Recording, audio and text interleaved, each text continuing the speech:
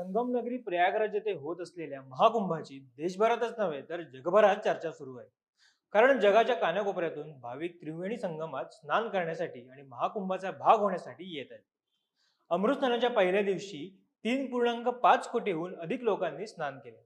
विशेष म्हणजे हिंदूंच्या या आध्यात्मिक उत्सवाची इस्लामिक राष्ट्रांना देखील भुरळ पडल्याचं आता दिसतंय. पाकिस्तान, अरबस्तानसह अनेक इस्लामिक देश महाकुंभ पाहण्यात रस दाखवत आहेत. गुगल ट्रेंडनुसार जास्तीत जास्त सर्च हे इस्लामिक देशांमधून होत असल्याची माहिती सध्या मिळते. गुगलवर प्रयागराज महाकुंभ सर्च करणाऱ्या देशांच्या यादीत पाकिस्तानचे नाव हे पहिलं आहे. पाकिस्तान नंतर कतार, युएई आणि बहरीन या देशांचा या यादीत समावेश आहे. भारतात होत असलेले महाकुंभाचे आयोजन आणि मोठ्या संख्येने भाविकांची असलेली उपस्थिती यामुळे देश विदेशातील लोकांसाठी महाकुंभ हे विशेष आकर्षण ठरते.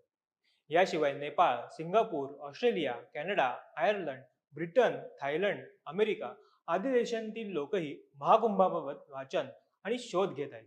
महाकुंभाचा दुसरा दिवस हा मकर संक्रांतीचा असल्याने हा अमृतस्नानाचा पहिला दिवस होता. या दिवशी 3.50 कोटीहून अधिक भाविकांनी अमृतस्नानादरम्यान संगमाच्या तीरावर श्रद्धेने स्नान केले. स्वतः मुख्यमंत्री योगी आदित्यनाथ यांनी सोशल मीडियाच्या माध्यमातून ही माहिती दिली.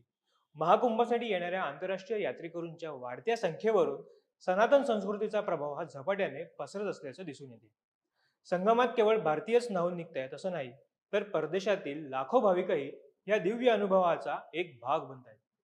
महाकुंभाने भारतीय संस्कृती, अध्यात्म आणि सनातन धर्म यांच्या अद्भुत सामर्थ्याची जाणीव जगाला पुन्हा एकदा करून दिली आहे.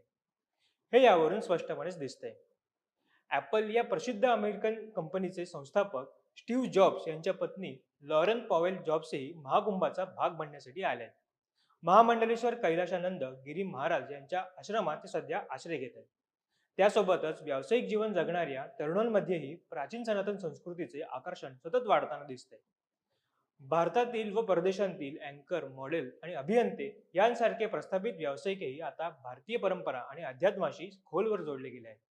अशी अनेक उदाहरणं ही महाकुंभ दरम्यान आपल्याला समोर येताना दिसत आहेत. उत्तराखंडच्या रहिवासी असलेल्या हर्षा रिछरिया या देश विदेशातील ग्लॅमर इंडस्ट्रीचा एक भाग आहेत. महाकुंभात त्यांनी सनातन धर्माची दीक्षा घेतली. खरी सुख आणि शांती या सनातन धर्माच्या आश्रयानेच असल्याचे त्यांचं म्हणणं आहे. तसेच मूळचा हरियाणाचा रहिवासी आणि IIT बॉम्बेच्या माजी विद्यार्थी अभय सिंग हे देखील आता इंजिनियर व्हावा म्हणून ओळखले जातात. ते भाविकांना सांगतायत की विज्ञान हे भौतिक जग समजावून सांगण्याचे एक माध्यम आहे, परंतु त्याचा सखोल अभ्यास हा आपल्याला अध्यात्माकडेच घेऊन जातो. महाकुंभ हे वैश्विक आकर्षण तर झालंच आहे, मात्र आता साऱ्या जगालाही ते अध्यात्माच्या वळणावर नेऊन धर्माची ओळख करून देताना दिसू लागले. व्हिडिओ कसा वाटला हे कमेंटमधून नक्की कळवा. व्हिडिओ आवडल्यास आमच्या फेसबुक पेजला लाईक आणि युट्यूब चॅनलला सबस्क्राईब करायला विसरू नका. तुर्तास धन्यवाद. कॅमेरामॅन साक्षात सावंतसह मी ओमकार मुळे, महा MTV, मुंबई.